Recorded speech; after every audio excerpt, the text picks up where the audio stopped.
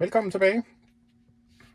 Lige en hurtig update på min Model Y Performance fra marts i år. Nu vil jeg have kørt et godt halvt års tid cirka, og selvfølgelig har det været med nogle få måneder med koldt vejr, og så helst, eller ellers hen over sommeren her med fornuftig vejr. Som I kan se indtil videre, så ligger min triptæller på 18.500 km og en gennemsnitsforbrug på 174-175 watt-timer per kilometer. Så det er rigtig flot. Et eksempel var, at jeg kørte til Herlev i går fra Holbæk og hjem igen i 10 søs regnvejr på motorvejen med 120-30 km i timen cirka. Sådan lidt godt fart på og ikke særlig gode konditioner. Og der lå jeg på lige over 200 kW med non-stop motorvejskørsel i det vejr her, ikke? Så det lader til, når cyklusen kommer rundt, og vi når marts, tror jeg, næste år, jamen så vil jeg tro, vi ligger her omkring måske 180 stykker med blandet kørsel. Det er sådan mit gæt, og det synes jeg er ret godt gået.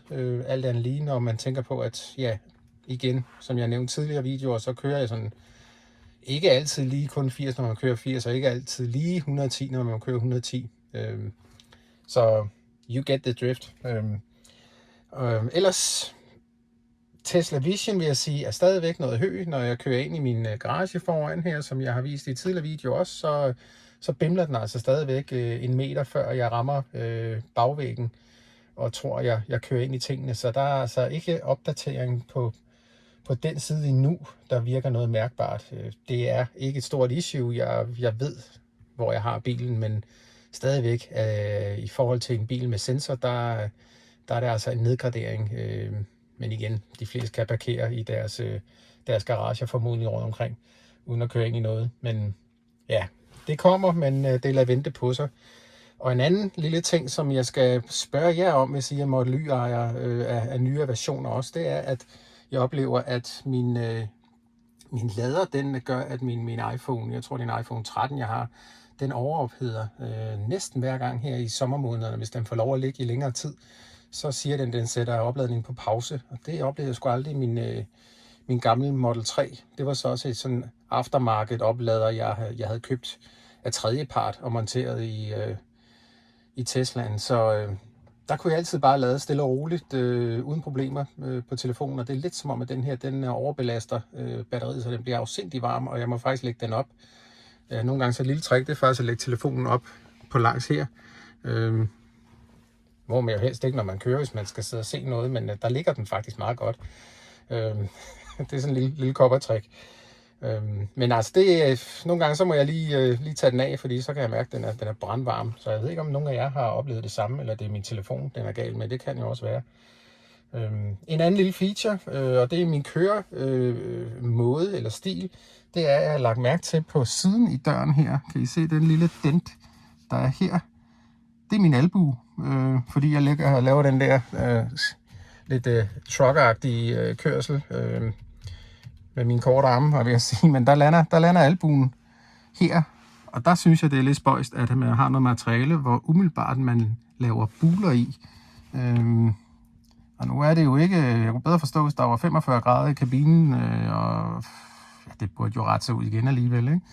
Og det gør det normalt også alle mulige andre steder, også her på midterkonsollen, der er ikke noget, der hviler jeg jo den anden albue. Men herover der får den altså et lille tryk, fordi det er nøjagtigt samme sted, og jeg synes ikke, jeg har så spids albuer, men ja, nevertheless, så er der altså et lille mærke der, som det er som om, jeg ikke rigtig kan buffe ud, og det virker lidt spøjst. Men en anden kæmpe nyhed her 1. september, det er jo, at Tesla, de er lige kommet med en ny Model 3, refreshed Model Highland, som har været at vente længe. Ja, den kommer i flere varianter. Så skal vi lige prøve at se design din egen her. Den kommer i flere varianter, der hedder 330.000 kroner og 400.000 her i Danmark, med henholdsvis 513 km rækkevidde og 629. Så går I i markedet efter en 3'er, så lurer mig på bilbasen, om ikke de gamle modeller, de får et nyk nedad, fordi nu vil de fleste jo formodentlig have den nyere version, som fås kun i 2 varianter nu, i stedet for 3, og så en long range og en baghjulstræk. Så det er lidt spændende at se, hvordan det kommer til at spænde af. Det gør nok, at der kommer noget skub i Model 3-salget på verdensplan.